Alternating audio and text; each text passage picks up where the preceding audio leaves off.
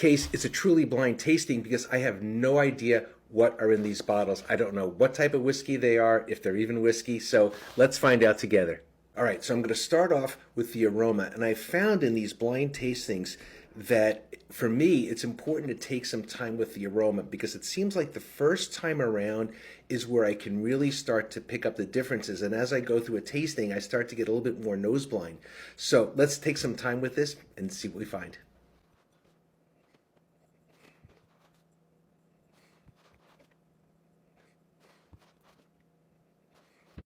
So first off, based on the overall aromas, I am going to guess that these are all Irish whiskeys. They definitely don't have the typical vanilla caramel oak thing that I would get from a bourbon, but they also don't necessarily have that malty Scotch thing either. So I'm going to guess that we're in the Irish whiskey category. So for glass one, the predominant notes that I get on glass one are these bright orchard fruits, mostly red apple and some pear.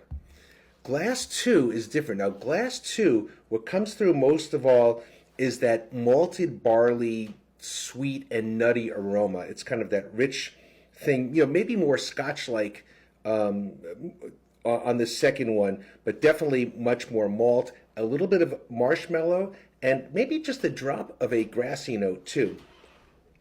Glass 3 is interesting.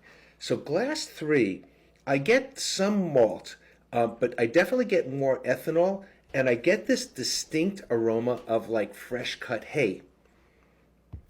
And glass 4 is also interesting and different, and I don't usually get this kind of note, but I get like a green tea and a floral note on the fourth glass. So all of these, and maybe a bit of pear on this too, but all of these are really different. I have no idea what they are.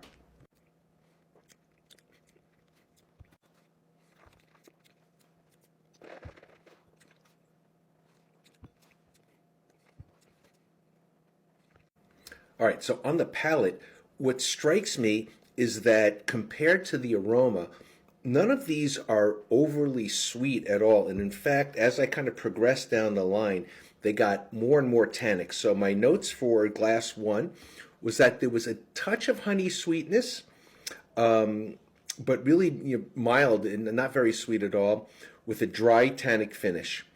Glass number 2, to me, seemed like higher proof with more intense flavor, but an oaky, long tannic finish.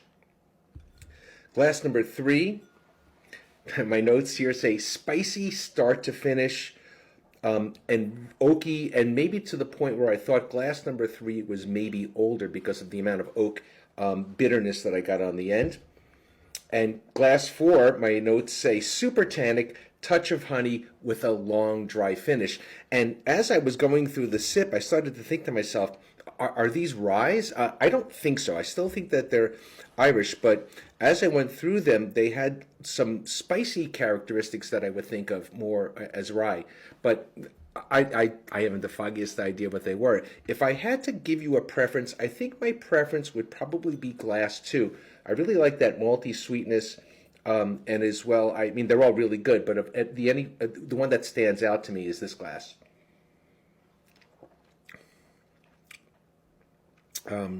Balanced, really smooth, easy, but a really drying finish on the end. So time to open the answer key and see what they are.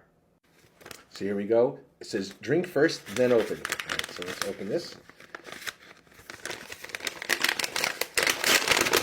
All right. And let's see what we have here. So glass number 1 is the Sexton, 80 proof. Number 2 is Powers John Lane, 12-year, 92 proof. That was my favorite. Number 3 is Redbreast Cask Strength, 12-year. I've been interested to try that one. 116.2 proof. And number 4 is Blue Spot Cask Strength at 117.8 proof. Okay, did a little homework here and looked up each one of these to give you what the websites say are the tasting notes. So we'll start with the Sexton 80 proof. Nose, honeyed malt, nuts, and dark chocolate, all spice and fruits. I don't get that chocolate so much. The second is the Powers John Lane 12 year at 92 proof. The nose is earthy, leather, tobacco, and wood. You definitely can get that tobacco now that they mention it. Palate, spice, followed by honey and vanilla and apricot, and the finish, honeyed sweetness and toasted oak. For the red brass cask strength, 12 year, 116.2 proof.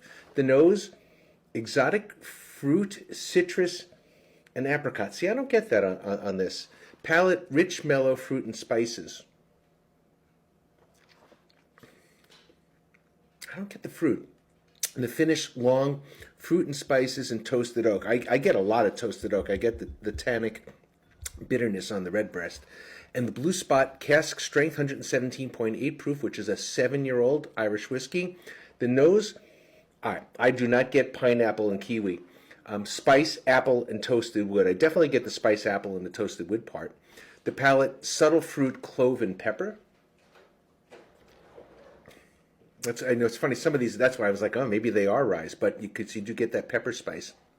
And the finish, long, with exotic fruit and spices. So overall, blind tastings to me are so much fun because it really separates out hype, marketing, packaging, what your friend thinks, and you really taste them for yourself, and this way you can decide what you like best. So I highly recommend this.